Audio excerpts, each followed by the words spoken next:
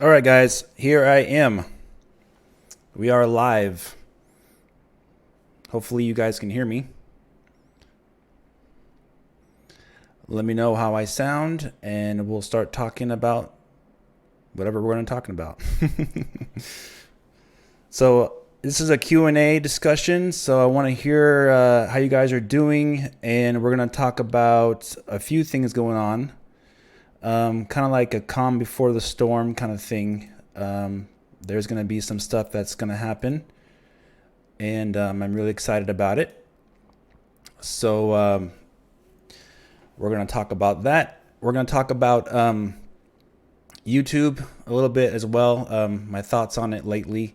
I'm not going anywhere, but just the whole YouTube thing, you know, the trends going on with YouTube and things like that. And of course, the Switch, PlayStation, Xbox, PC, all the gaming news going on. If you have any questions, let me know. You can go ahead and ask anything you want to ask me. I'll try to answer the questions best that I can. However, I won't be able to answer everything, obviously. And then we'll go from there. So it's been a while since I did a video. And there hasn't been much I wanted to talk about as well, but I have been really busy behind the scenes. I did post that on my community page there and on Twitter that I have been pretty busy with some stuff going on behind the scenes that I can't talk about just yet, but I'm excited about it. It's not really work per se, but there is stuff that I've been up to, and it's been fun. How powerful will the PS5 be? What was that reference from Back to the Future? Gigawatts? Are we going to get episode 2 and 3 of your series for Face the Future? We'll have to wait and see, huh? I don't want to talk about that too much just yet, but we'll see. What are your thoughts on Half-Life Tactics for the Switch? Half-Life Tactics. 1.21 gigawatts. Yeah. I don't know. Is that a joke? I haven't looked into that. So, anyway, I've been playing Devil May Cry 5. A great game. And you guys should check it out. I've been playing it on the PC, though. And there's a couple things I want to say about the PC right now is that it's a good time to jump into PC gaming because the market is heading towards the next generation of consoles, PlayStation 5, Xbox Next, what have you, Lockhart, Anaconda, those code names they have for it. But so right now what you're seeing is PlayStation 4, Xbox One, even Xbox One X, they are in PS4 Pro, they aren't hitting frame rates as good as they should be right now. So a lot of these third-party games coming out on PC are actually better to buy on PC right now if you have the rig to run it, which I do. I spent the money. I believe I talked about it earlier, late last year, that I bought a brand new PC, and it's fantastic. It has a Ryzen 2700X. I have a GTX 1080 Ti, and all the bells and whistles. So playing PC stuff right now is good because you're not going to get that performance right now on PS4 or Xbox One. And when we make that jump to the next generation for PlayStation 5, then you will be able to play those third-party games with maxed out settings, most likely. That's kind of how it happens. I remember when I started YouTube, if you go back to my very first video I posted on YouTube, I think it was back in 2010. I was just normal guy, you know, posting gameplay videos. I posted a video of me playing Unreal Tournament 3 on PC. I've always played PC games ever since I could remember. I never just played console games. In fact, I started this channel playing PC games exclusively, and then I went into covering Nintendo more so along with that. In fact, my channel, when I had the title back in 2014 or something like that, I said Nintendo gaming and PC gaming in the title even. But so I have been mainly a PC gamer when it comes to posting videos on YouTube. It's just, it looks really good on YouTube to post when you're doing gameplay commentary over PC footage over console footage, because it just looks so much better and the frame rates are really good. You can max the resolutions up really high. You're going to worry about any kind of things that you have limitations with the consoles of today. And that was the same thing that happened with Xbox 360, PlayStation 3 back in 2010, 2011. It was ready for new consoles because they were out for such a long time, and games are running like at 20 frames per second, 720p back then. And man, PC was so much better to have at the time. And now we're getting to that point again where PC is a lot better to have for that kind of stuff, for third-party games. For first-party games, you have your exclusives with Sony, you have your exclusives with Nintendo, lots of exclusives with Nintendo. Obviously, it's good to have all the consoles to play all the exclusives. Of course, you could argue about the Xbox right now not having the best exclusives. Obviously, they don't. They do have some exclusives, but they're also available on PC, which makes, even more so why I upgraded my PC a lot. It makes a lot more sense. And with the Ryzen CPU, I'm able to edit videos, and I have 2 monitors now as well, which I got. And so I'm doing really well on that. I have all my setup for that kind of stuff. I did some test streams as well with gaming. I can actually do 1440p at 60 frames per second live if I want to. I can't do 4K, unfortunately, which makes me upset because I'm in California and I should be able to have the best upload speed there is, but no. The highest I can go is 35 megabits per second, which is good, but not quite good enough for native 4K streaming at 60 frames per second. 1440p 60 frames, I can do that, but native 4K, I can't do that just yet, unfortunately. And it's all the internet's fault. So if I could get like 100 upload, and I could do that, no problem. But obviously, I'm not a streamer really, so it doesn't make sense to do that anyway right now. But maybe eventually I will, more so later, when we get some new consoles coming out. That'd be pretty exciting. All right, let's take a look at the chat for a second here. Do you have cable internet or fiber internet? I think it's just cable for me right now, but I think I'll have to take a look. But it's good enough, but it's not like the best in the world. Your PC can handle 2440p and 240 frames per second. Yeah, well, it depends on what game you run, right? If you run the original Doom, you could probably run it at 12K at 500 frames per second, right? So I don't know. It depends on the type of game you run on your console. So we've had some news going on. Obviously, some leaked numbers for the Switch in February this year, that it was the highest selling console for the month in February with basically no games. So that is kind of interesting. Goes to show that there's no the end is in sight for this generation for PS4 and Xbox One. I think they both have saturated the market just enough, because we've had some great games released. Kingdom Hearts 3, Resident Evil 2 Remake, Devil May Cry 5, Anthem, which was obviously not received very well, but that was one of the games that came out. They also had Ace Combat 7 and things like that have already come out this year. And they haven't driven the sales of the consoles to the very big heights. So obviously, I think the saturation point is here, and people are looking for the next generation of consoles to come. And obviously they'll be coming out pretty soon, within the next year or so, and probably in the next few months we'll be seeing the reveal of the next Xbox at E3, and then after that we'll be seeing PlayStation 5. So the future is interesting because the Switch is in an interesting spot. We've talked about this before, and the Switch came out in March 2017, and everyone kind of you can kind of see right now the Switch, the chipset in it obviously is a Tegra X1. It was not designed for Nintendo. It was designed by NVIDIA for the NVIDIA Shield tablet.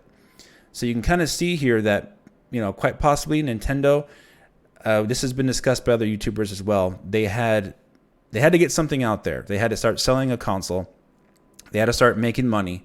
The Wii U was dead. 3DS was getting it old, and they needed to get something out there as soon as they could. And I think that they kind of maybe rushed the system just a little bit there. I mean, obviously the system is bare bones when you first got it in March 2017. I'm sure you guys can agree, but they got the system out there, even though it was rushed. You could tell it was. It sold like hotcakes, right? So it was a good decision by Nintendo to do that, even though when you look at how they did the things, it could be cause for concern as from a business aspect. You'd be like, man, what are you guys doing?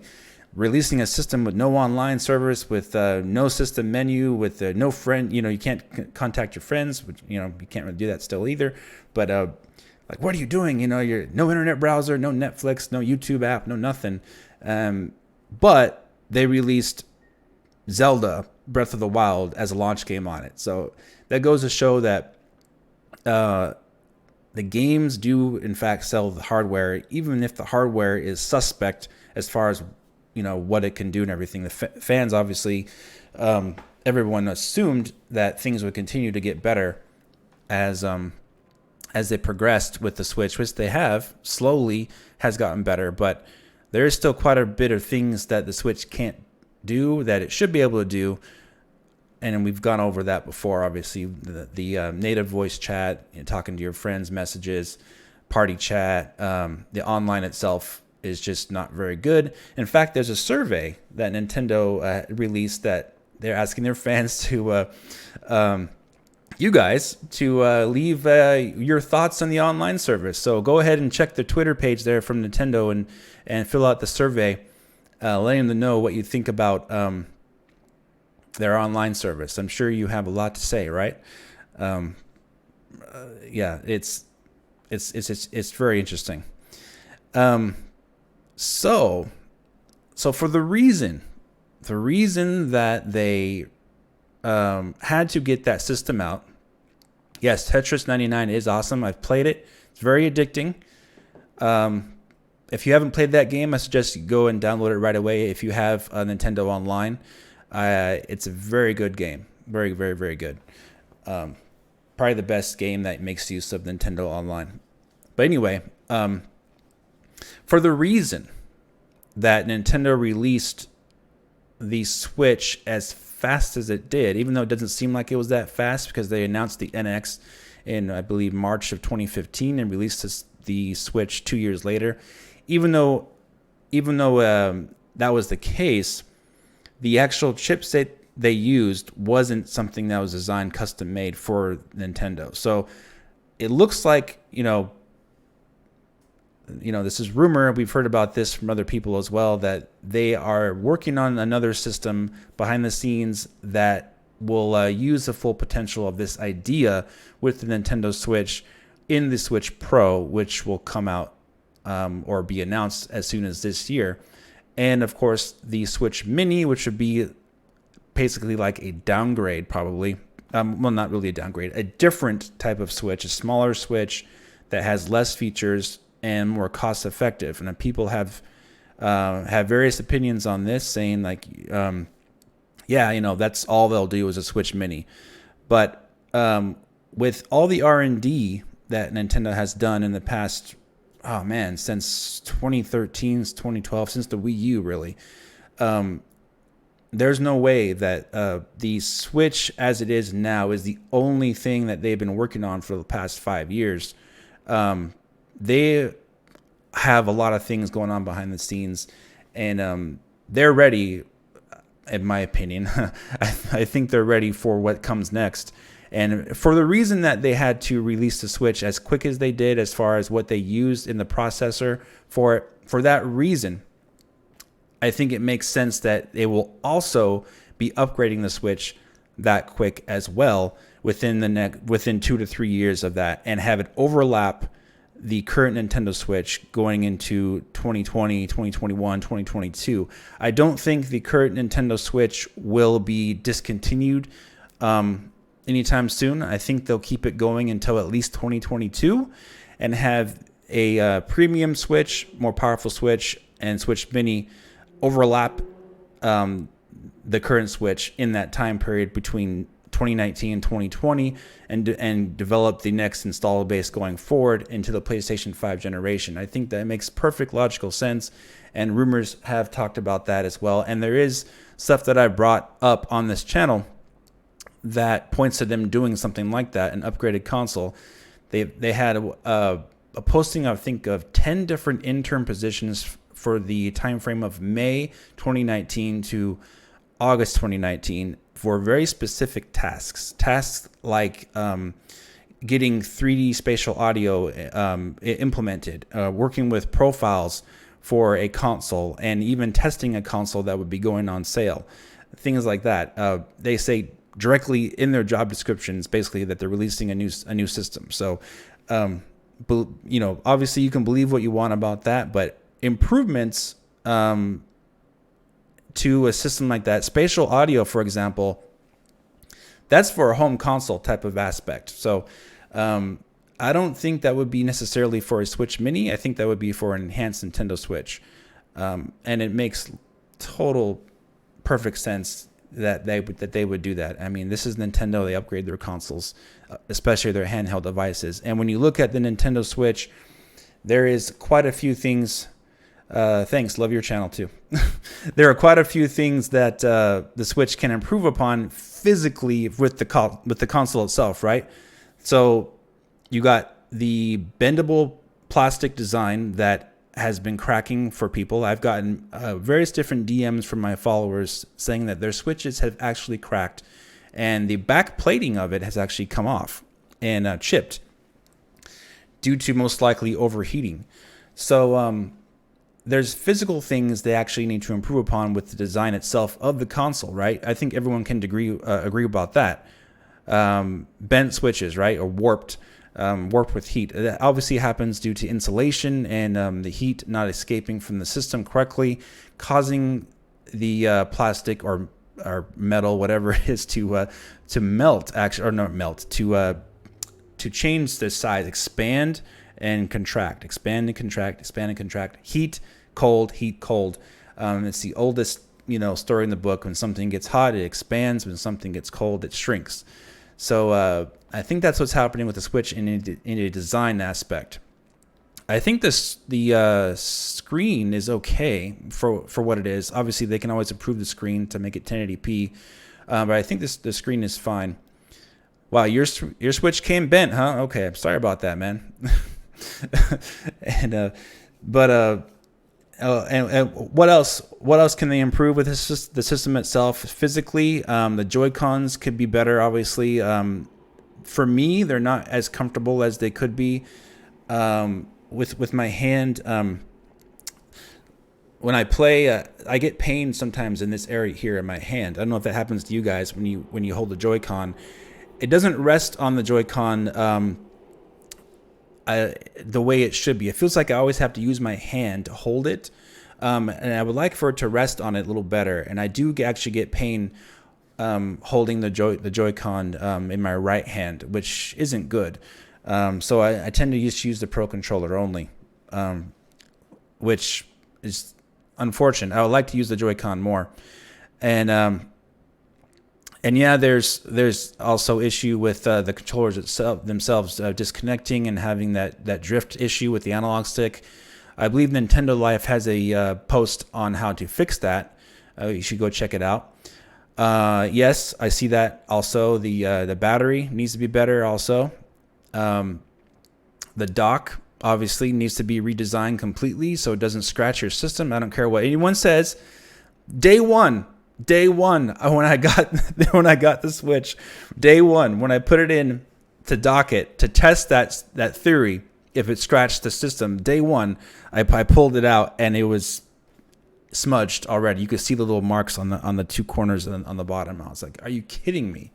You just buy the system and sure enough, the plastic smudges it and will leave scratches eventually if you put it in too fast. So, man, it was unfortunate. Let's see. What are you guys talking about here? Will we ever see the supplemental computing device? It would make a unique console power upgrade and cloud solution. Yes, I do believe we will see that, but not for this current Switch. I think for the next Nintendo Switch, I do believe it will have the ability to be expandable as far as the ports are concerned. The way they designed this one isn't possible. And I don't think the technology was ready yet either for that. There's various things that NVIDIA and even AMD have NVLink, which is which RTX uses for their SLI type thing, which is really good. It has a lot better. It actually uses the second GPU, not as a mirror, but actually uses the second GPU as the extra power itself with the memory and everything. So not just SLI, but NVLink, the new version of it, gives you that full extra power of the GPU itself. So they could do something like that in the future. Not with this Switch, though. Obviously, it's way too limited to do something like that. And the ports that they have on there don't support that currently. So they will need to have an upgraded Nintendo Switch either way. There's no doubt about it. Whether it's a physical upgrade as far as the plastic is concerned, the screen is concerned, the build quality. Obviously, when you're going to upgrade a system like that, that's based on 2015, late 2014 technology, you're going to have some improvements in the horsepower as well. So there's so many things that they can improve upon on this system. And the main thing, though, is for it to be able to run games. Even Nintendo's own games. You're seeing Nintendo themselves actually not able to hit native resolution of the system. So when you released a console, like the Wii U, for example, the native resolution of the system was 1080p, but most of the games ran at 720p, which was fine. But for the Nintendo Switch, I think only a few games from Nintendo run at 1080p. I believe that's Smash Brothers Ultimate. Maybe 1-2 Switch. Mario Kart 8, obviously, which was a port of the Wii U game. But Breath of the Wild, 900p. Mario Odyssey, 900p. Splatoon 2, 900p. Yoshi's the Crafted World, it doesn't even hit 720p, at least in the demo. So, okay, it's Captain Toad, good. So, if Nintendo's having issue with hitting 1080p, even that's native resolution docked, if they can't do that themselves right now, then they should have released a system that was native 720p, right? That would have probably been fit the system better. But since it's native 1080p and they're not able to hit that, and definitely not third parties are not able to hit that unless it's an old remaster or something like that from an old game, it makes no sense for them to continue with this system when the PlayStation 5 comes out. I mean, obviously they'll still have it, but they'll need to have an upgraded system to run ports from PlayStation 5 and to further their own development as a company. That's just logical thinking for any developer. And That's just the way it is. They have to. They're not going to keep doing the same thing that they've been doing the last few years. It just doesn't work that way. Let's see what you guys are saying here. The GPU and CPU are both far behind competition. They never cared about these things after the N64. That's not true. The GameCube was better than the PlayStation 2 graphically and horsepower and all that good stuff, and even rivaled the original Xbox. And then we get in the whole Wii situation where, you know what happened there, and then the Wii U, and then now we have the Switch. So yeah, does it make logical sense that they will release a more powerful Switch in the next year or so? Absolutely. Do I think they will? Absolutely. Do I think they will release a Switch Mini also as a option for maybe the younger audience as a cheaper $199 variant? Absolutely. I think there's truth in all those rumors, and I think we'll be seeing all those things. And it's a better move by Nintendo's part as well if they want to get more games. And the same goes with the Switch Mini too, guys, is that they can actually get games that are targeted more to the portable aspect only, maybe with touchscreen gaming and things like that. It works both ways. They can get more games on that aspect, and they can get more AAA support with a Switch Pro. So as far as them selling hardware, more variants of the hardware, that is very Nintendo-like, right? That's what Nintendo does as a company. They sell lots of different types of hardware, and the 3DS is going bye-bye. 3DS is just about dead. So what they got left, they got the Nintendo Switch. Do you really think they're going to have just the Nintendo Switch by itself? Not a chance. I think they're going to have a $199, $299, and $399 variant of the Nintendo Switch. Premium, the premium, the regular, and the mini version of it. And you're going to see that also with the Xbox. Xbox is going to have their three different consoles that are rumored. They're going to have the Lockhart and the Anaconda, and then a Anaconda Pro monster console. So for the Xbox, they're probably going to have a $299, $399, and $499 variant for them. And they're going to be pushing the extreme graphics but also performance at lower resolutions for their Lockhart version is the rumor. And then the PlayStation has the PlayStation 5, and then of course they've been known to upgrade their consoles as well, as far as different variants of them also. So we'll see what they do. But we're going to see Xbox pretty soon here.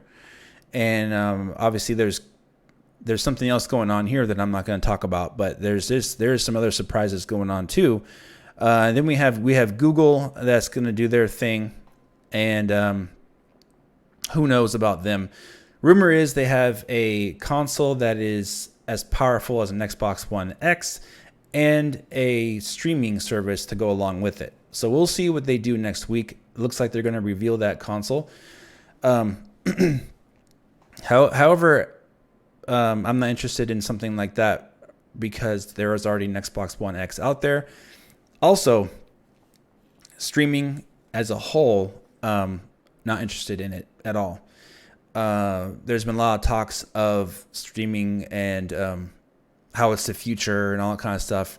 It may be the future if it's instantaneous and there's no button lag and there's nothing to get in the way of your experience, and there's no artifacting on the screen, and there's pristine image, 4K quality, all that kind of stuff. I bought this TV on Black Friday for a reason. I want to play in native 4K if I can, or upscaled 1080p to 4K if I can. Streaming isn't going to get that for me. That's a waste of my money to buy something like this if I'm just going to be streaming games. The best I'm going to be getting with a good frame rate is between 720p and 1080p with minimal button lag. So I don't see any reason for me as a gamer to be interested in streaming right now. It doesn't interest me at all. Plus, subscription fees. How many, tell me in the chat, how many different subscriptions are you guys subscribed to already? Like we got Netflix, right? I got Netflix. I got Amazon Prime. You got PlayStation Plus, which a lot of you guys are subscribed to. You got Xbox Live. Some of you guys obviously are subscribed to that too. Gold. And you have Nintendo Online already. And what else do you have? You have Hulu. So you have a lot of these different services already available. So you're paying probably between $40 to $50 a month just on subscription services. At least you're paying maybe $10 a month for Netflix at the very least, and then you got your internet connection on top of that. So, say you want to subscribe to EA Access, and then you want to subscribe to Hulu and Netflix, and then Amazon, which is a yearly thing, but and then you want to subscribe to Game Pass, which is another $10, and then here comes Google. Hey, you want to stream your games? Here's another $20 a month. I mean, are you kidding me? It's getting out of hand, right? I mean, you're going to be spending over $100 a month just on subscription fees for different services because you want to play a said game on this service. Oh, you can't play a said game on that service. You got to play it on this service. Like, get out of here, man. Just give me a regular game that I can purchase and download and own. I don't need to subscribe to some stupid monthly service that maybe won't provide what I like as a gamer. Maybe you'll have one or two games that I want, and that's it. I don't think it's worth it right now. Game Pass is probably the best deal as far as what it offers right now. But even then, when I look at the selection of games, I tried it out as a trial period, and I played Forza Horizon 4 on it, and that was pretty much it. The rest of the games didn't interest me. I'm not a big Gears of War fan. The old Halo games I'm not really interested in. So, and a lot of these third-party games, they're old third-party games that I've already played on PC or on previous consoles. So, man, for me, it's just not quite there yet. You know, we need to have something that gives more value for your dollar as far as a wide range of things. These companies are trying to get your money, one service at a time. So they want you to pay a monthly fee for something that they offer, but are they offering anything that's worth it? I don't think so. You know, like Ubisoft wants you to subscribe to something probably too soon, you know, that kind of thing. So it's just, it goes on and on and on. All right. So Game Pass only benefits PC guys. Well, maybe. Yep. Do I know when the next Nintendo Direct is? No, I don't. And Nintendo probably doesn't even know either. I think it's too early for that. They just had one a few weeks ago. I've tried GameFly also. I see that GameFly was okay, I guess, for about a couple months, and then I stopped that also. It's just, I don't know. I really don't enjoy paying monthly services for things I'm not going to use that much. That's kind of what I'm getting at. Is Eternal Darkness 2 still coming? I haven't even heard about Eternal Darkness 2. Hey, Nintendo Prime. Thank you. Thanks for stopping by. I always come by your chat. Yeah, thanks. Thanks, buddy. I don't have a... Actually, I do have a drink right here, but it's not alcohol. It's just a... It's a Bang. Cotton candy. Protein, brain, and body fuel. But no sugar. Whatever. N64 Classic. I don't know if that's still coming or not, guys. They may have canceled that. I do know that it was in development, but they may have actually canceled it. Maybe. The reason I say that is because of what Nintendo had just came out and said in their investors meeting. I believe what was it? A month ago or so, when Furukawa was talking about really enhancing their their online services, and I think they're going to be offering those Nintendo 64 games via their online service, and Super Nintendo games, NES games, GameCube games. I don't think they're going to push the classic angle any longer. I believe they did have that plan for holiday of last year, but that fell through for whatever reason. And I think they're going to be pushing that with their Nintendo Online service, which may upset you, you may be fine with it. But if they do that, then they will probably offer different tiers for that service. And, you pay $59.99 a year, $49.99, $39.99, $29, whatever, for different tiers to have those different games. Is my guess is what they're going to do. And even Furukawa almost said that himself. And they're really taking it seriously. They're going to push that angle a lot harder in this coming year to make the Switch online service more valuable. So basically, they may not be having more classic consoles for the time being. It's possible, though. I'm not going to say it's not possible, but they may not have that anymore until further notice. All right, what are you guys saying now? No way they offer N64 games for $20 a year. Yeah, I know. It'd probably be more expensive than that. So we'll see. But they may also, which I do hope they do, which I would pay this. I do hope they do a virtual console service separate from the online service itself. That I might pay a yearly fee for, or a monthly fee, depending on what they offer. Maybe they do some kind of Netflix thing for the virtual console services. Maybe they have all the consoles besides the Wii and Wii U or something like that for their services for a monthly fee. Maybe it's $10 a month, $15 a month. I might do that. So we'll see. Yeah, Netflix for games. Thank you again, Nintendo Prime. Don't drink too much. But thanks. Thank you.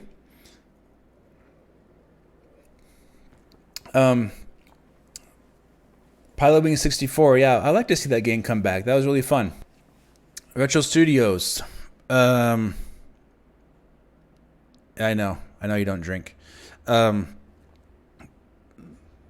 Anyway, Retro Studios. I do think they're up to a few things, actually. I think they're making a few different games besides Metroid Prime 4. I think they are involved in Metroid Prime Trilogy, which is heavily rumored. And they may be working on something with Star Fox as well. And a lot of these things may have already been done or close to being done already. So we'll have to wait and see about that. I don't think Retro Studios is only working on Metroid Prime 4, though. And I don't think they've been only working on that for the past 5 years either. So we shall see. Yeah, Shadow of the Eternals. Yeah, Dennis Dyack said the game still exists, but it's currently on hold, basically. So we'll see what they do with that game. Maybe they'll bring it back. But they're working on a new online free-to-play game that's a role-playing game, so that they won't be doing anything with that for the time being. And of course, what other news that we had? We had that Game Pass rumor for the Switch, which was kind of how do you want to say it? Debunked, I guess, by Brad Sams, and even Jason Schreier from Kotaku said that there are no plans currently for Game Pass to come to the Nintendo Switch or xCloud. The rumor was that plans were starting, but then they came right back and they said there is no plans starting. So we'll have to wait and see about that. But personally, I never even covered that topic because I didn't really think there was too much. I didn't really believe the rumor, to be honest with you.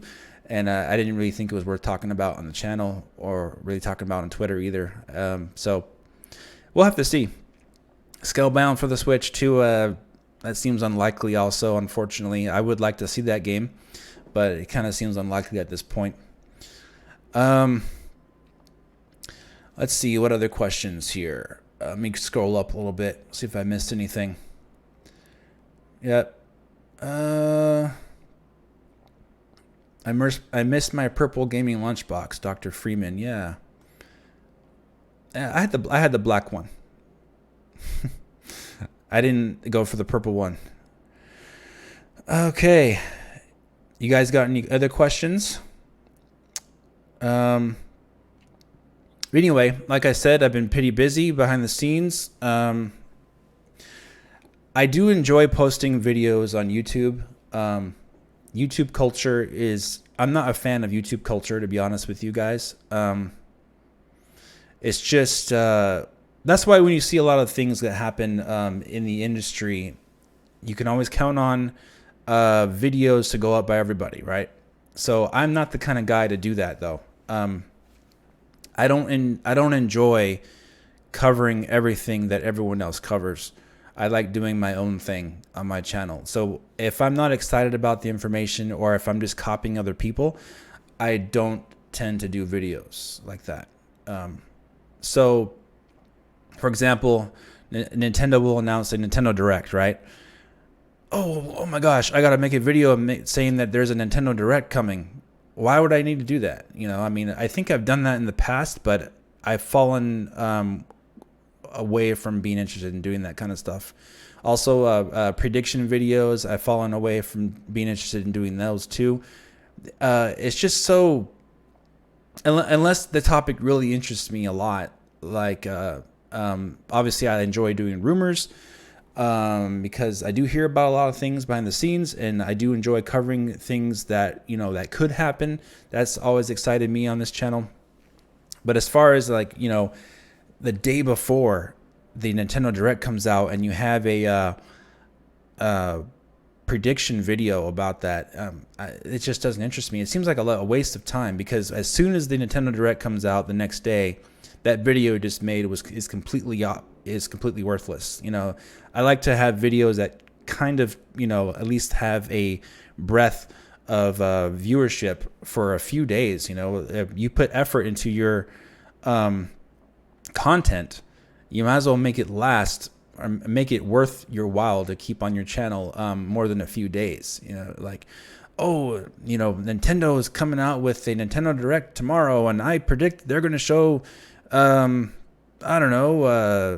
Eternal Darkness 2, like you said, right? And then you go through all the trouble of making the thumbnail, and you edit the whole video.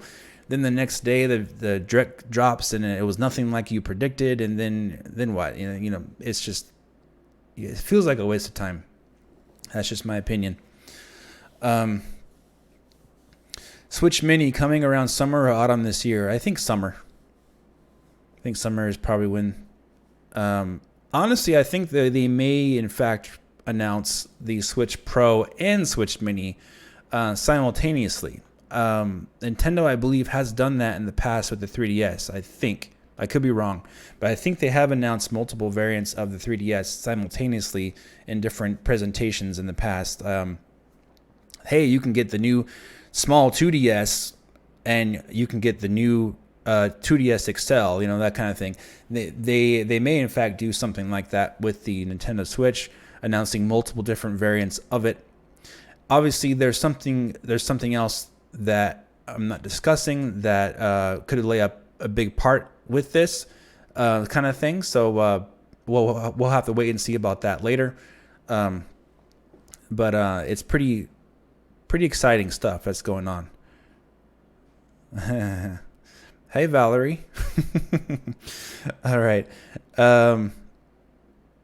Mario Maker 2 along it. What are you talking about? The real Jay Stone. Switch me. Oh, I see. Yeah, that's a good call. They may do that because the Switch, Mario Maker 1 was completely touchscreen enabled, right? So you could make the whole levels and everything on the Wii U gamepad. That was a really fantastic use of the gamepad. Can you imagine if they just changed the name of the Wii U to Wii 2 and then released Mario Maker as a launch game or something like that for the Wii U? man, that probably would have, or for the Wii 2 or whatever we want to call it, that would have sold a lot better, I think. So many mistakes with the Wii U, so they could have done a lot better.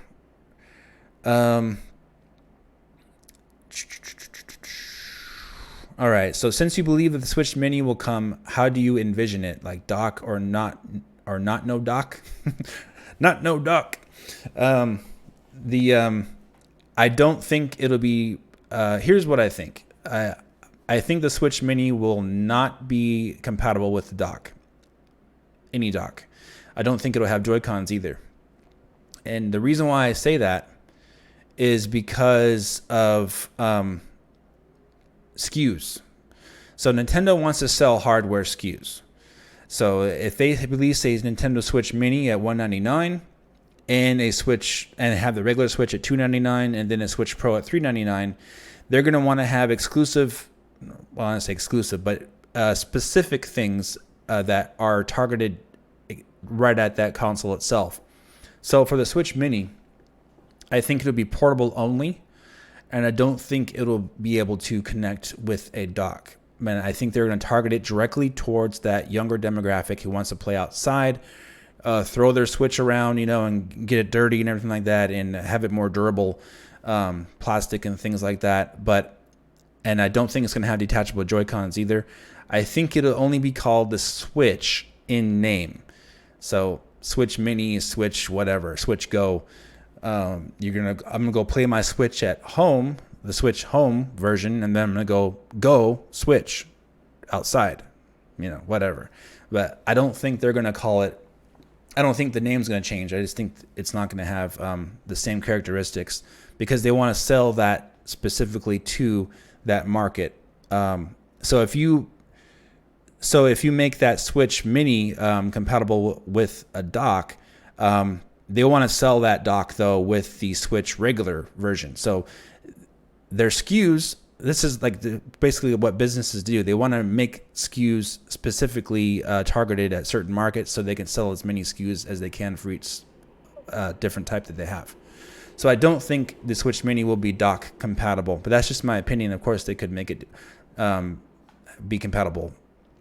And you know how hackers are too. They always change things with systems. They could also make it compatible with a dock as well if they want. We'll see. All right. So Michael Parker, thanks for the super chat.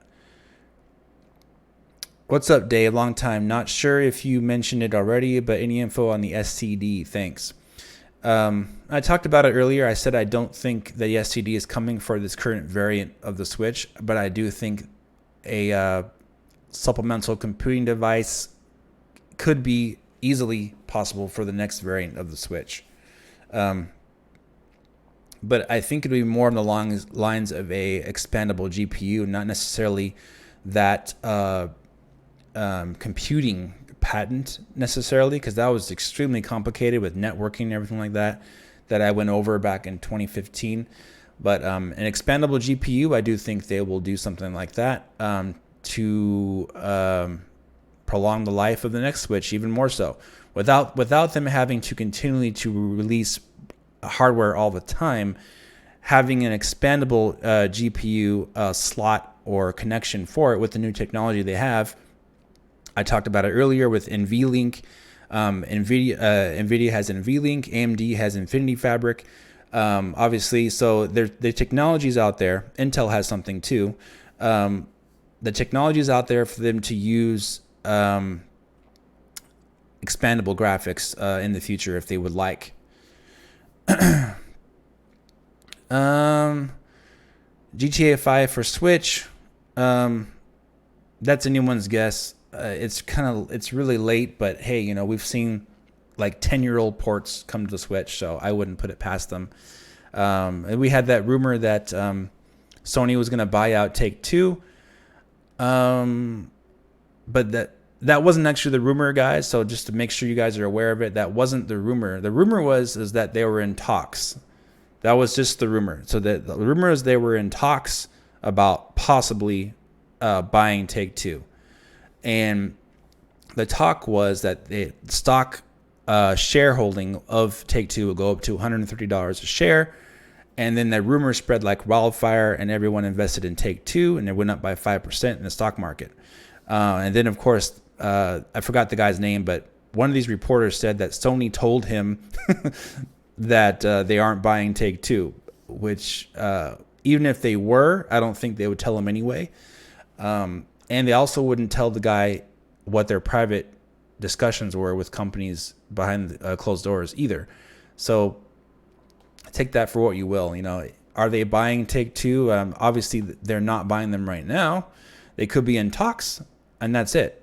And that's what the way the industry goes. People talk, and they talk about business strategy. They talk about finances. They talk about plans for the future. Where do you see yourself in 5 to 10 years? You know, would you be interested in being part of our company? You know, that kind of thing. There's talks all the time. So do I believe the talks took place? I personally do believe that rumor was true, that they did talk about it. But as far as them agreeing to it, obviously, we won't know anything about that. It just talks. So I think the rumor was true about talks. But as far as them actually going through and buying the company, it may not happen. It may happen. Who knows? All right. Yeah, Grand Theft Auto 5 would definitely run on the Switch, no problem. The current Switch. It was originally made with the Xbox 360 in mind, so it wouldn't have a problem. And so, not sure why they wouldn't put it on the original Switch right now, and they put a game like LA Noire on the Switch, which I don't understand that, honestly. Do you think the Switch Pro will have a USB Type-C Thunderbolt port? That is probably a good idea there. I think that would be something that they could use. Something like that would actually work. And as far as a expandable graphics, a Thunderbolt port would get the job done with that. Will they use something like that though? I have no idea. We'll have to wait and see. They may use something even better than that to get it done. Maybe something that's even closer with less latency even than that, even though Thunderbolt's outstanding. Somebody said earlier about spatial audio, hence that Switch VR. What do you mean, guys? Labo VR is here. We'll see. We'll see about that. The big selling point of Metroid Prime 4 could even be a VR version. I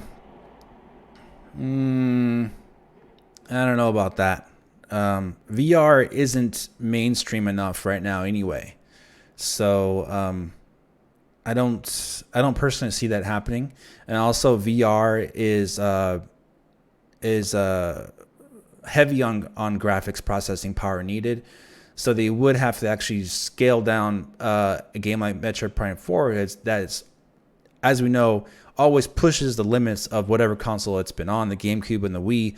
Metroid Prime 1 and 2 push the limits of GameCube. Metroid Prime 3 looks amazing on the Wii for what it could do. So a VR Metroid Prime 4, I think they would need a very powerful console to do something like that to make it look really good. So I don't think they're going to do that without having a substantially really powerful hardware or a separate piece of hardware that runs the extra graphics processing for the VR with it. So is that Nintendo? I don't think they'll do that personally. But they may have a Metroid Prime. Maybe they may have a Metroid game in VR, but I don't think Metroid Prime 4 will be. Nintendo needs a Pro VR solution, but Prime could be 2 years from now. Yeah, I don't know. Do you think we'll ever get download play on the Switch? I don't think so. Well, maybe. It's hard to say. I know 3DS that worked pretty well, and DS that worked pretty well. they may do that with Switch Mini, possibly.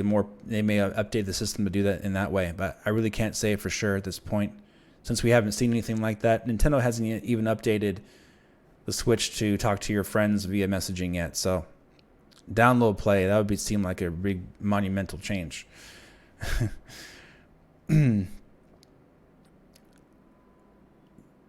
Personally, I doubt that the Google console will be powerful. They're going for streaming first and foremost. Yeah, well, I mean, did you see the press releases though? They're having Sega, Ubisoft, and ID Soft join them on stage, I believe, at GDC. So I think they are going to release a physical console. Google. The rumor is it's going to be, like I said, around an Xbox One X in power. So that's probably going to be at least $400. Like I said, I'm not interested in what that sounds. It doesn't sound very interesting to me. And like I said earlier, if you watched earlier in the stream, I'm not interested in streaming games either. Like, it defeats the purpose of me buying my 4K TV. I'm going to get artifacting and 1080p at 60 frames at the most. You're not going to get 4K streaming at 60 frames, not anytime soon, with the streaming service. The beauty of Labo VR is that you can simply insert a 1080p Switch Pro and you'll instantly got VR Pro too. I don't know about that. I think a headset will come out with the guts to help the Switch Pro to power it. What's up, Senior Snipey? Yeah, that could happen. We have to remember though that VR is still not really mainstream, right? So the only company that has done VR semi-okay or pretty well is Sony with PSVR. And I don't have the numbers of how many units they sold. Let me know in the chat if you know how many. I think they sold, over 6 million VR consoles or systems or whatever, headsets. In comparison to the PlayStation install base, it's pushing 100 million consoles sold. I think they're over 95 right now or something like that, right? So that's a very small install base for VR. When you combine it with the Switch install base and Xbox One install base, that's very, very small. Very small percentage. Let's see. Borderlands should come to the Switch. Do you like Borderlands? I mean, I'm not a huge fan of the series. I don't really care either way if it comes to the Switch. I'd rather see GTA 5 come than Borderlands, but that's just me. Senior Snipey, hey, what's up, Dave? What if they made it a virtual? What do you're gonna have to specify what you're talking about, buddy? I don't know what you mean. What if they made it a virtual? What if they made a virtual? Okay. VR is such a niche market, so Nintendo shouldn't go full force with VR, hence Labo VR. Well, is Nintendo confident with VR? I haven't seen it because they haven't even put out any trailer for Labo VR. They tweeted out the announcement and updated their website. So are they even confident with it? It doesn't seem like they are. So I don't know what they're doing with it, guys, honestly.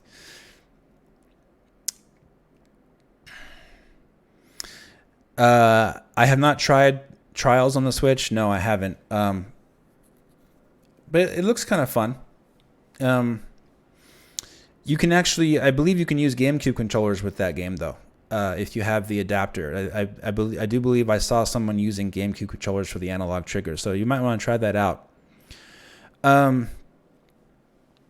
Yeah, that would be cool. GTA Trilogy. And what happened to all the last generation games coming to the Switch, though? I mean, like, can you imagine some of the games the Switch doesn't have from Xbox 360 would be fantastic if it did have. Like the Far Cry series from last gen, Far Cry 2, 3, and 4, they all ran on Xbox 360. Dead Space 1, 2, and 3, Xbox 360. Mass Effect Trilogy, Xbox 360. Resident Evil 5, Resident Evil 6, Xbox 360. Crysis 1, 2, and 3, Xbox 360. Borderlands, but that was brought up. What else? Bioshock Infinite, the Bioshock series. That was all Xbox 360. Man, the list goes on and on and on. Why haven't we seen any of the really great ports from that generation come over? We see L.A. Noire. What else have we seen? Payday 2. I mean, come on. The system can run these games, so why not have the really good games from last generation, not the okay ones? That's what I don't understand. Maybe you guys know the answer. Yeah, Dishonored. Let's see. Have you heard of the screen protector that can turn images, videos into 3D? I believe so. I haven't checked it out though.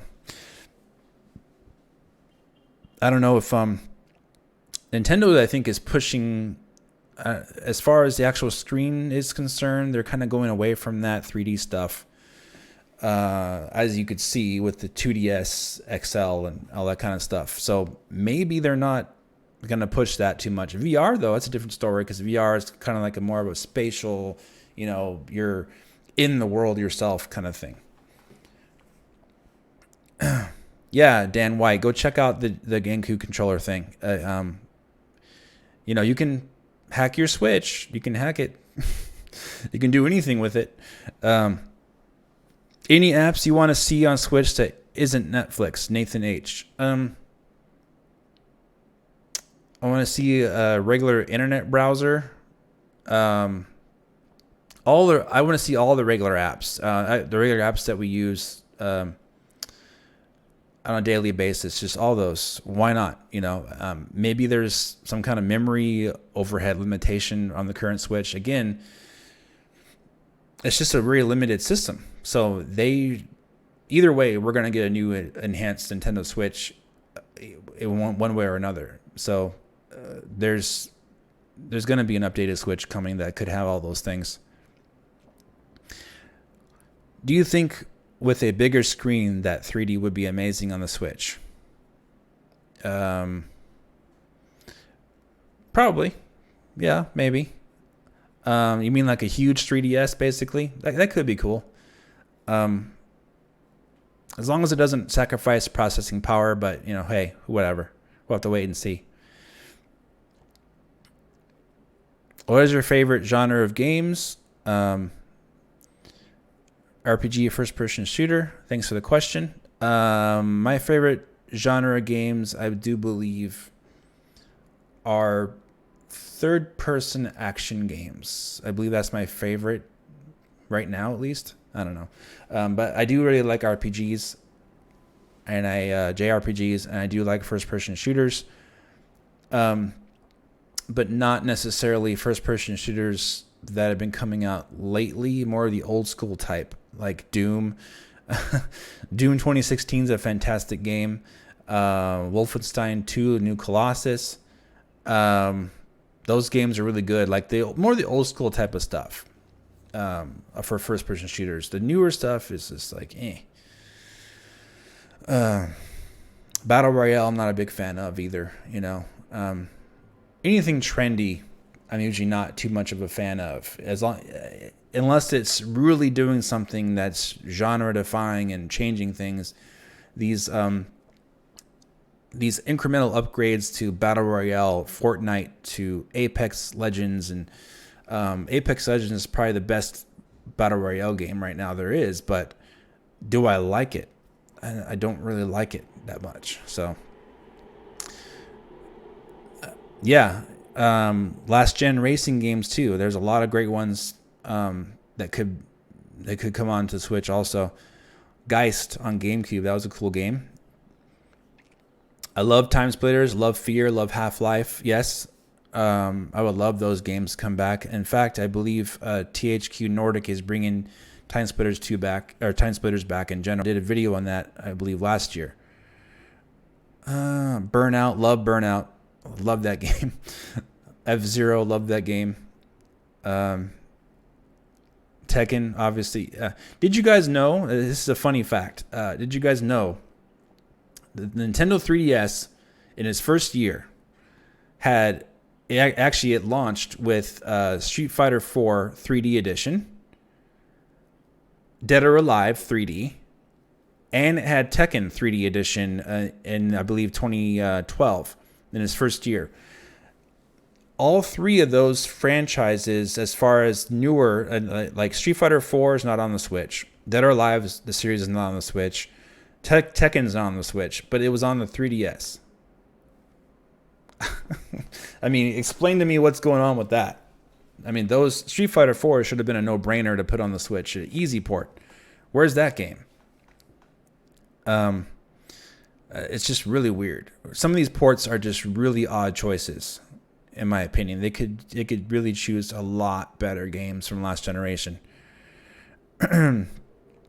Yeah, I see you, Awesome Platter. Hi, what's up, buddy? What do you think of Stardew being only third-party game with online app support? I don't know. I don't know what to think about that. They need to get rid of that app in general.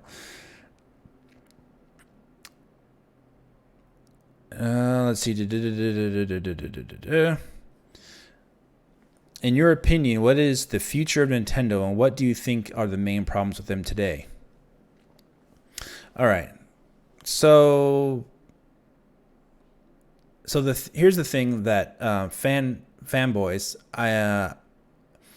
So the thing about fanboys, Nintendo fanboys, I'm not a fanboy in that sense. I'm a Nintendo fan, but I see the future aspects of how the company works as a business.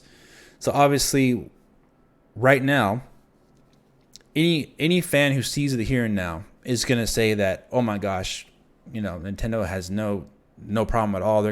Switch is gonna be, selling millions forever. But no, I don't see it in that sense. I think the Switch is doing well really right now for a few reasons. The portable aspect of it, you can play on your TV and go and on the go. That's great, and that's new, and everyone enjoys that. And it's selling. It's I believe it's the same price as PS4, and maybe a little bit more expensive right now because they are lowering the prices of those consoles. And combined with that, this generation is coming to an end. So you're going to see Switch outsell the other systems pretty easily right now because the install bases for the other systems have been saturated already. And we're coming into the next generation. So in the here and now, Nintendo appears to be doing pretty well. But it seems like they've rested on their laurels a little bit with what the system itself. But I don't believe that's the case as far as them internally. But as far as the system itself, they're not really doing much with it itself to enhance the experience with it because I do believe they're releasing new hardware that will add those other features that we've been asking for in a Switch enhanced version and a Switch Mini and things like that. So I don't think we're going to see too many different changes with the current Switch as far as what they upgrade with the software in it, apps and things like that. I think the most they will do is add Super Nintendo and N64 and GameCube support for the Nintendo Switch, the version we have right now. And they probably will eventually add messaging to your friends and things like that too, hopefully. If they don't and they only put it in the Pro version, then hey, whatever, go buy the Pro version.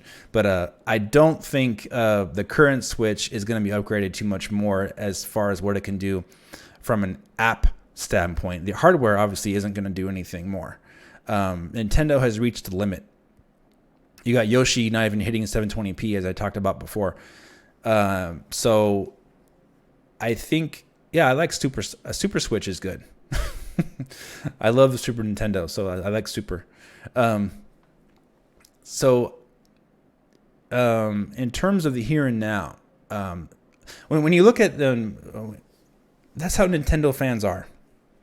Always the here and now.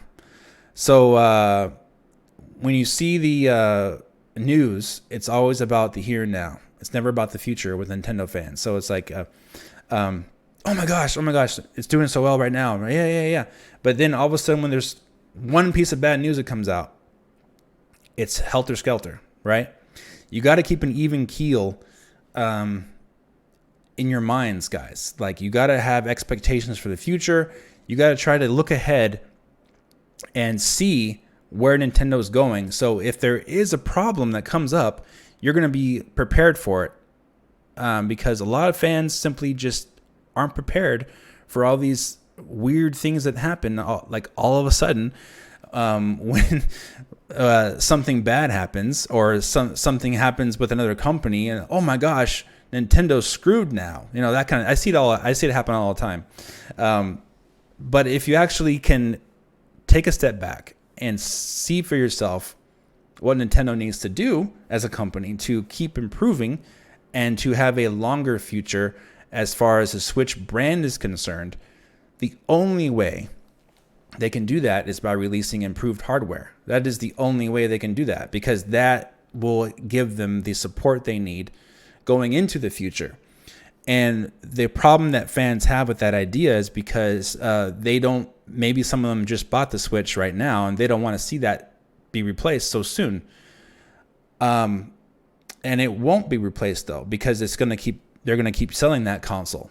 But as far as Nintendo as a company, they have to continue to improve their hardware to, quote unquote, keep up with the Joneses, which is the third-party developers making these games that sell millions and millions of copies on other consoles. Red Dead Redemption 2, don't you think Nintendo would have loved to have that game on their system, because it sold millions and millions of games and made millions and millions of dollars? I think it made over $1 billion in revenue. Any game that gets released on Nintendo's console, no matter what it is, it could be Ark Survival Evolved, which is a terrible game. Nintendo gets a cut of that money that the game sells. So Nintendo definitely they want Kingdom Hearts 3, they want Resident Evil 2, they want Call of Duty, they want Grand Theft Auto, they want Red Dead Redemption. They want all those big selling games. Final Fantasy, what have you. Why? Because those games make money. And it is a lot of work for a first-party developer to only put all the pressure on themselves to rush out games and to sell their hardware, because they don't have support from third party. They need that balance to help them out. And it's going to make them more money too, because they spend so much money on their own software development. It can't last forever. You know, you're seeing a lot of Wii U ports, and you're seeing some games released a little quicker than maybe what they should be. Xenoblade Chronicles 2, for example, I do believe that could have used at least 6 more months in the oven for development. The game came out pretty choppy in December 2017 for no reason. I don't really think they had to release that game that early. So I don't know why they did that. But Kirby last year, Mario Tennis, Mario Party, all those games in the second year of the Switch, I don't see why those games didn't seem necessary, to be honest with you. But they released them because they didn't have any AAA third-party games to take the place of those games. You see, wouldn't you have rather than spent the time and money longer in development, released a full, robust Mario Tennis experience, a longer campaign mode, more content, more levels, things like that, and then released it in 2020 as a full great Mario Tennis game, for example, you know, like something you expect maybe 3 years after the Switch came out, not just a year later. It felt kind of rushed, in my opinion. What you want is to have quality first-party games from Nintendo. Yes, they are releasing quality first-party games, but for the most part, besides Smash Ultimate in 2018, a lot of these games have been ports, and in 2017 they had some good quality there. But they need that support from third-party developers in order to give them the time they need to make the quality first-party games that Nintendo is known for. So it just makes sense, you know. I don't think it's anything out of the ordinary. And Nintendo, it's not like they had never had third-party support before. Even the Wii U had third-party support in the first 2 years, 2012, 2013, 2014. They had some in 2014. But anyway, let me take a look at what you guys are saying here in the chat. Modern Combat 5, no, I would not play that game. I think I tried it out on my smartphone like 5 years ago. Why on the earth? See what I mean? Why would I buy that game? Come on, you're asking the wrong guy, man. New 3DS had exclusives. Yes, in fact, it has. New 3DS has over 50 games that are exclusive to that console. You're gonna be like, what? 50 games? What are you talking about? I don't even know about 3. No. The entire Super Nintendo catalog, Virtual Console, is exclusive to the new Nintendo 3DS. It's not even on the old one. And they do have, I believe, quite a few other ones that are exclusive as well, more than what is talked about. I don't have the list in front of me, but yeah, they have over 50 exclusive titles on the new 3DS. And the entire DS shop from the DS Lite, or DS, what's it called? Was not the DS Lite, the last DS they released. That entire shop is exclusive to that system. I don't know why I can't remember the name of the last DS. Let me know in the chat. Let's see. And so, like I said earlier in the discussion, for the very reason that Nintendo had to release this Tegra X1 powered Nintendo Switch, DSi, thank you, without its own custom-made chip. For that very reason, they're going to have to release a more powerful, upgraded Switch sooner than what they would have originally have planned if they did wait a little longer to release their custom version for the Nintendo Switch. Maybe they would have had to wait until holiday 2017 or maybe even 2018 for it to be ready. Since they didn't do that, I do think they're going to have to release an upgraded version sooner than what would be normally accepted. So you guys should not be surprised to see an announcement of a Switch Pro this year or a Switch Mini. I wouldn't be surprised at all.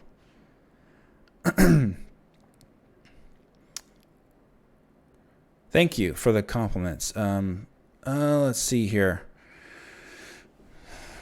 Yeah, and so like I said, so DS had exclusive games. The DSi had the entire shop. I think it was over 500 games that was exclusive to the DSi. 3DS has over 50 exclusive games for the new 3DS. Even the Game Boy Color, if you look back at the Game Boy Color, guys, I think it had a few hundred exclusive games on it, from the original Game Boy.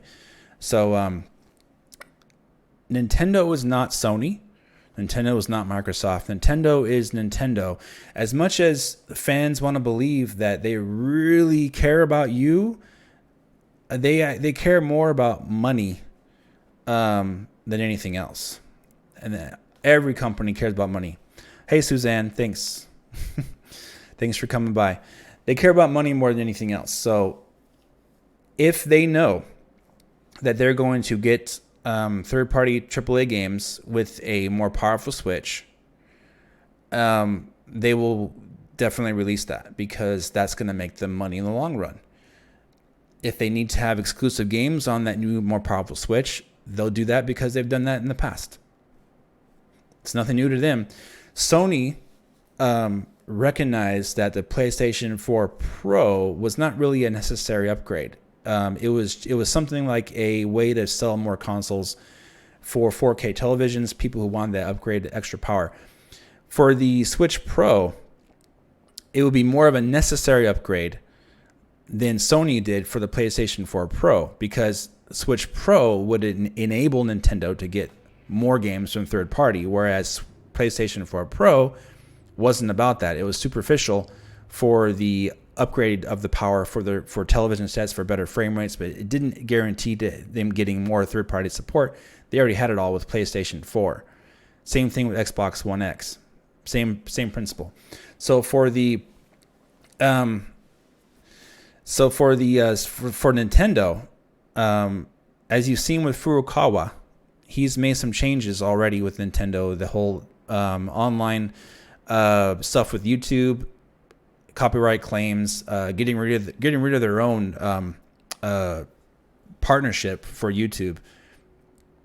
I bet you he had some backlash from the board of directors from doing that, but he got it done. And the reason why I say that is because they most likely didn't want to end that, because that made them money, or at least they thought it made them money by getting copyright claimed revenue from YouTube. But since they ended that, that revenue goes to the YouTubers, but it's an excellent idea because it increases the eyes on Nintendo on YouTube, because Nintendo is YouTube is the biggest platform for viewership right now on the internet.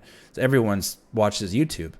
So if you got Markiplier and PewDiePie playing Mario Maker 2, for example, how many millions of systems and games are they gonna sell just from YouTubers playing them online? It sells your game for you. Let them make their money from it. They deserve it. They're creating the content. But you're going to benefit as a company because you are allowing them to advertise your own game for you. So, man, it's just an absolute no-brainer, like OneGWX says. Yeah, absolutely. So that was why it was a smart move that Furukawa did that. Props to him. He seems like he has a good head on his shoulders. And and he was honest, of course, with Nintendo missing their goal for the Switch, 17 million instead of 20 million. And I know fans were upset. Some fans are upset about that. Him saying what he said, like Nintendo didn't make the Switch more desirable throughout 2018. But the reason why he had to say that is because I believe I brought this out in another video, is that Nintendo missing 3 million console sales. You realize that is a lot of money missing. I forgot how much it was, but it's quite a bit of millions of dollars missing from them not selling 3 million consoles. So investors don't like that. So they want to know why. So they don't want to hear any excuses from the higher up saying like, oh, we sold enough, what do you guys care? 17 is great. Aren't you happy? No, because 3 million lost is a lot of money in revenue for Nintendo. All right. What are you guys saying now? Let's see. I want a real successor of the 3DS. Okay. Well, you probably will get one with the Switch Mini.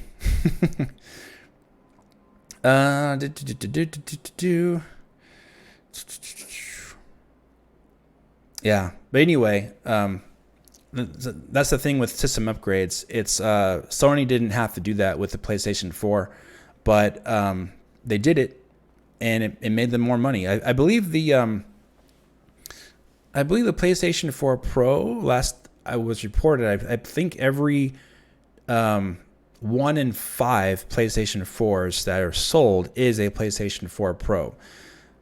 So when you multiply that by all the systems that they've sold, that's a lot of money that Sony has made just on PlayStation 4 Pro. So it makes sense, right? It makes sense for them to do that. Anyway, yeah, let's figure that out. They're missing 3 million consoles sold. 3 million. We're talking about revenue, not talking about profit. We're talking about revenue. Investors look at revenue. So 3 million times 300.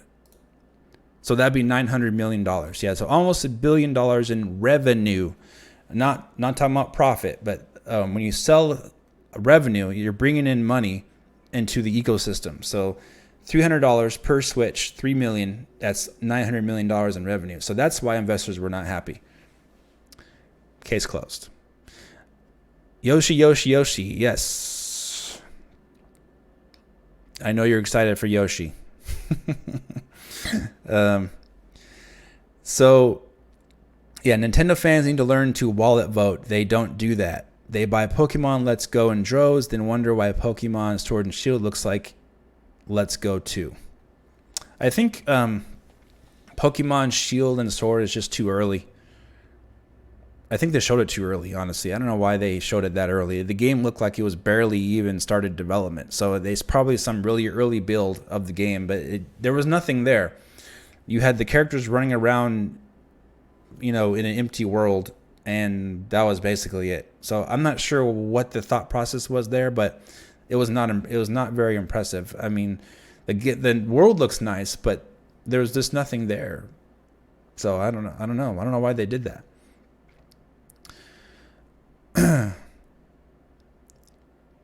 Do you think more of the B EA titles will come to Switch? Now, what do you mean B? Nick? B EA titles. That could be anything. Yeah, South Park. Yep. A lot of it's really weird. Oh, bigger games. Okay. It's I don't think so right now. I do. It's quite possible that these developers are waiting for the new hardware, because a lot of them are already making games for PS5.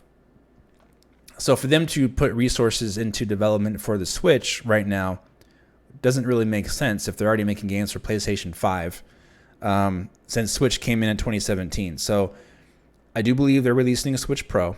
So I do think you'll see quite possibly those bigger games coming in 2020 or late this year, if they announce it this year, for the Switch Pro. It's just it makes development sense for as far as money is concerned. If they were to bring like Battlefront, for example, to the Switch from 2015, they would have had to start porting that game like in 27, like 2 years ago, for them to try to release it this year. So would they do that 2 years ago? I don't think so, because they already knew about PlayStation 5 and Xbox Next coming. The timing is just way off for these developers.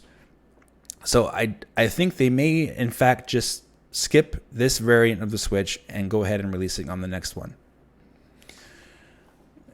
It's all about timing for developers. If they don't have dev kits early enough, if they already have dev kits for the next generation already, it's unlikely they would go back and make games ported to an older system that's based more along the lines of the 7th gen. You know what I mean? Like the Switch is more powerful than Wii U, but it's more along the lines of towards that system than it is towards an Xbox One or PlayStation 4.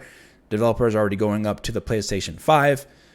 So when you think about the timing of it, for AAA third party, it doesn't make sense for them to go back and try to rework games from scratch to try to get them to work on the current Nintendo Switch if they already have an idea, which I'm pretty sure they do, of what the next generation is already doing, and they already have resources already in place for those games for next gen. Next gen launch games, they're probably already in development right now for PlayStation 5 and Xbox. So I don't think they're going to be trying to port an old AAA game to the Switch at this time, besides the ones that are already announced. Doom Eternal, Mortal Kombat 11, those games were already in development in the last couple of years as soon as the Switch was announced. So if we haven't seen any announcements yet for like a Battlefront or Battlefront 2 or one of the other bigger EA games yet, I wouldn't hold your breath yet for that to come on the current variation of the Switch. It would probably be the Switch Pro. When do you think we'll see Switch Pro? We may see it as soon as E3 this year, or we may see it early in 2020. It could be either one, but I do think we may get an announcement this year, though. 576p Yoshi. Yeah, that's what I was talking about. Nintendo first party can't reach native resolution. Then it means that they are pushing something that is not possible at native resolution on the current hardware, which means they would like to have something that can be better. If Nintendo first party is not hitting it, then can you only imagine what third parties are asking Nintendo for right now? They're like, hey, come on, man, let's get up. Let's get up with the Joneses, guys. Let's get us something that can run, the new games. We don't want to be playing, the next whatever they release. Say they do announce Battlefront 2 for the Switch, and we don't want to be playing that at 360p and 25 frames per second. Like it's like a catch-22 situation. You got late dev kits, then you have a system that's underpowered, then you have to rework the games to get the games running on the system. Then the games are late because of that. So then you have the worst looking port of the game that's late. You see what I mean? So it's a catch-22. You either need to have the latest hardware or you don't. These ports that come to the Switch late like this, they're never going to sell as well as the original games that came out. And they also are guaranteed to be the worst looking versions of the game and are late at the same time when you play them on your TV. So if you're only selling those ports based on the portable aspect of those games, then you would it becomes confusing because the Switch is supposed to be the home console, so you're playing it on TV, but it looks the worst and it's late, blah blah blah, right? So, but if it's portable, if you're selling it as a portable only game, that's different. But that's not what the Switch is supposed to be. You see? All right. So I don't think anyone's going to be upset or complaining that Nintendo is releasing a more powerful Switch because everyone in their heart of hearts knows they need to do that. I don't care what anyone says. Yeah, I am going to E3. I already got my ticket. I already got my pass for E3. I posted it on the community chat, actually. I will be at E3. I am expecting something good there. And I'll be posting my gameplay footage of what I play at E3 on this channel. What do you think of Reggie retiring? I think I have my theories about that, but I think it comes with the territory of having a new president. They wanted to possibly make some changes with Nintendo. I know no one wants to believe that because everyone thinks everyone's hunky-dory and goody-goody behind the scenes. But as soon as Furukawa became president, I had a feeling that Reggie was going to be out of here. I know you guys think that he just retired on his own accord. I don't. I think he may have been encouraged to, that maybe Nintendo wanted to make a change. That's just my opinion. But I had a feeling that this would happen as soon as Furukawa became president, which is fine. I think Nintendo needed some changes. I've never been a big Reggie fan. If you see my critical videos of Reggie, I've never been a big fan of his. I know if you guys love the guy, that's great, but I've never really been a big fan of his. Nothing personally against him, just, I just think he's a yes man, basically, and says a lot of things that don't make sense and has been caught in quite a few lies. So I'm sure Nintendo themselves didn't like that either. Maybe. Whatever, guys. Who knows?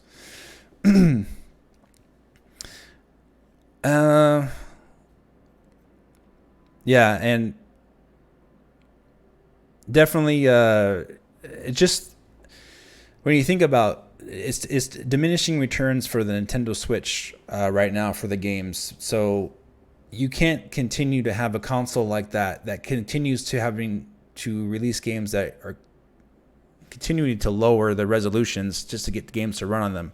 That's just not how it's supposed to work. You're supposed to see improvements as you go forward with games. You remember in PlayStation 4 and Xbox One when they launched with Battlefront 4, Xbox One ran the game at 720p, 60 frames per second. But the following Battlefield ran it, I believe, at 900p. So they actually made API improvements to the games. But what you're seeing with these ports to Switch is that they continually are lessened in image quality, and I do believe it's a problem for third parties to put their games on the Switch. They're trying really hard. Like Panic Button has done a fantastic job, but you can only lower the resolution so much before you can't even see what's going on. So it becomes an issue for third parties that, hey, it gets to the point where they'd be like, you know what, we're not going to even put our game on the system because we have a certain limit to how low we can go. We're going to limit it to 720p, or we're going to limit it to whatever, and we're not going to go as low as 480p or 400p at 20 frames per second just to get our game to run on your system and have it be a late port. Not all third party are going to do that. Certain ones will, like Arc, they certainly did that, right? I think the game runs at 176p in some points on Digital Foundry, which is, I believe, is just a little bit higher than Atari. So, oh man, you guys got to have a sense of humor, though. I joke around. I'm a Nintendo fan, but I poke fun at them all the time, and I'm sarcastic about it. So you guys got to be, just take it with the, don't take stuff I say personally. I joke around all the time about Nintendo. I've been playing their console since 1985, so I've been around the bend with them. I have my own expectations. You guys have your own expectations. That's just the way it is. So yeah. Well, actually, Super Nintendo resolution is higher than Ark Survival Evolved was on Nintendo Switch, because I think it's like 240p or something like that for Super Nintendo. So disgraceful game, absolutely terrible.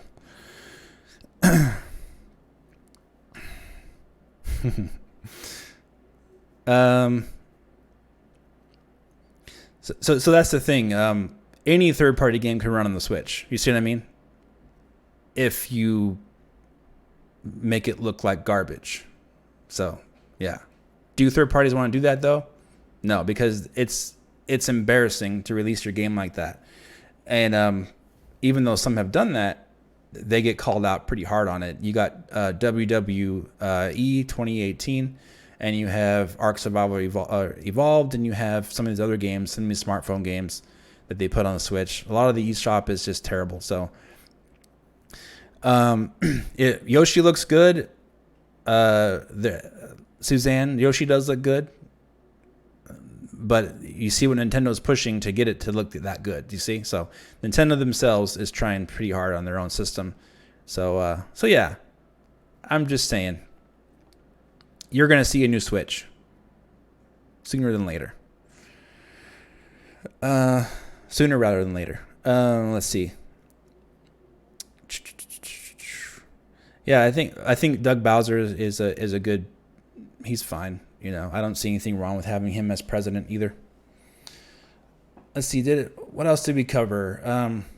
We talked about Game Pass on Switch. It's not happening, most likely. Not in the plans. What else? Google Console. We talked about that. We talked about a lot about Switch Pro. Switch Pro. We all want that Switch Pro. We talked about Xbox. I do believe they have 3 consoles coming. They want your money, obviously. PlayStation has PlayStation 5. That's well documented how they got that coming big time. And Twitch Mini's coming. We know that. Let's see what else. Any other topics you guys want to talk about before I go?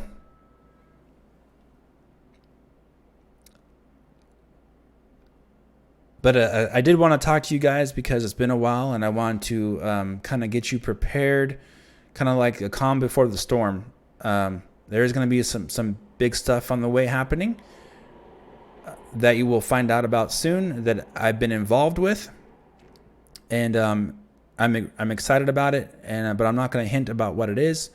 You're going to have to wait and see. But you will be wanting to check out my channel when it does happen, and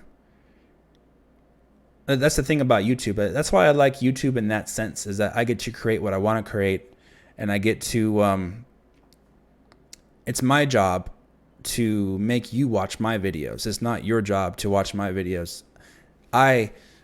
That's what I believe in. It's like if you make good content, you're gonna get views. You're gonna get people that watch your videos. If you have exclusives that no one else has, if you present information that no one else has in a way that no one else does, you're gonna get the support that you want on your channel. And so I'm pretty proud of what I've done on this channel so far, despite me taking time off from here and there.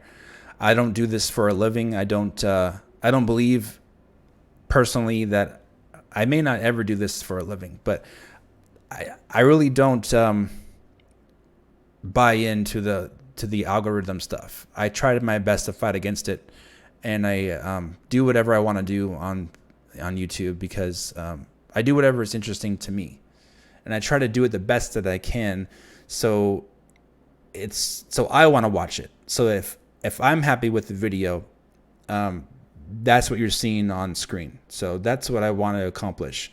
When I create stuff, it's because I have a passion to create it. When I talk about stuff, it's because I have a passion to talk about it.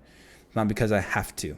Not because I need to fight the algorithm. Not because I want to make money on YouTube. I wouldn't take 3 weeks off if I did. So, yeah, waiting for the storm. I know, right?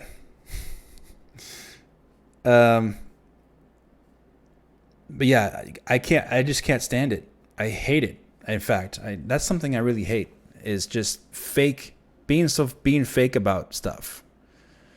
Man, I've talked about this too when I was first starting YouTube, back in, I think 2014 or something like that. I did a video, terrible quality video, but I talked about how I really didn't like how people would fake enthusiasm, not be real, do it just for clicks, things like that. Now, I want clicks, of course. When I make a video, I want people to watch it. That's for sure. But it's because I want them to watch what I created. I want them to watch what I think is good. So that's why I try my best to make the best videos I possibly can when I do make them, because I want to make them be high quality. I want to make a thumbnail that looks really good. I try really hard to make my thumbnails look really, really good. Like pretty looking thumbnails, like good art, bright colors, things like that, because I do want you to click on them. But it's not about me wanting you to click on them to get me money. It's more about you clicking on them to hear what I have to say, to share my viewpoint, to have a discussion. That's what I like to do. So it's not about me pushing my agenda to make money, because I have a full-time job outside of YouTube. So that's what you can expect when you watch my channel. When you come to see a video on my channel, you know that I'm going to do the best that I can to, you know that I'm being honest with you, basically. I'm sharing you with my honest opinion about whatever it is a topic. And it's kind of like, it's a passion thing. It's a hobby. You try to do your best that you can, and you try to speak the best you can. You upgrade your equipment. I got my new PC. I got my new microphone here and everything. So you want to sound good. You want to do it good. It's not like you don't want to do that, because it's not 2011 anymore where you can just like upload a cell phone video and get 1 million views. In order to get noticed, to have people even look at your opinions at all, you need to make good quality content. It's more about being noticed for your opinion, being respected. I really like having exclusive stories on my channel too. I like interviewing developers. I like getting information no one else has too. I like breaking stuff online, breaking news. Love it. Absolutely love that. That's what I'm passionate about. I like getting that kind of stuff going. Never been about making money. So whenever you watch my channel, you'll know that that is exactly what I'm about. I'm about making the best quality content I can for what I do. And I'm very proud of you guys coming out and support me, and I'm proud of what I've accomplished on this channel. I have over 19,000 subscribers, but you know, keep in mind that this is somebody who doesn't do it full time, and you know, I'm really proud of what we've been able to do here on this channel. So I appreciate you guys for coming out. Spawnwave is getting ready for the Spawncast in about 8 minutes, so go check out him. I will be back on his Spawncast in the not too distant future, most likely. And when I do go back, it'll be worth going back, so you'll see. Anyway, guys, thanks so much for coming out. Thanks for your support, and I'm gonna go ahead and end the stream here. We had about almost 2 hours here, so I really thank you guys for coming out and supporting me. Be sure to check out the channel soon. I don't have a time frame for when I'll be back with a normal video, but just keep your eye out. All right, someone's telling me, wait, what do you want? Nathan H, any marketing advice? Marketing advice for what? What do you want marketing advice about? Hurry up. I'm hungry for dinner.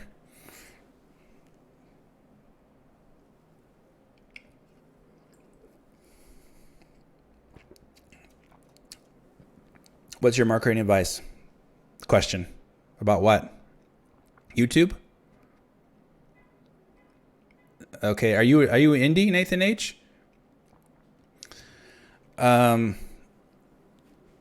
Marketing advice for indies: make better games. Don't be stupid. Don't think you can get to release garbage on the Switch, for example, and get away with it. You will be called out and you will look bad. Make a quality product and get it to the right channels on Twitter. You know, tweet to the people that will cover your games. Spawnwave, for example, RGT85, they will cover your games. Make it a good quality game, though. You don't like to be having the stigma of being the worst Switch game ever, right? So make good quality games and you will get noticed on the Switch and other platforms as well. So do the best that you can. That's all you can say. Thank you guys for your support, guys. I'm going to have to go. Peace out. Stay up to date on Twitter. Follow me on Twitter at smetaldave64. Keep your eye out on the channel. Like I said, I don't have a time frame for when I'm coming back for a normal video, but this will prepare you for that pretty well, I think. So thank you so much for watching, and I'll talk to you very soon in the next video. Have a great day.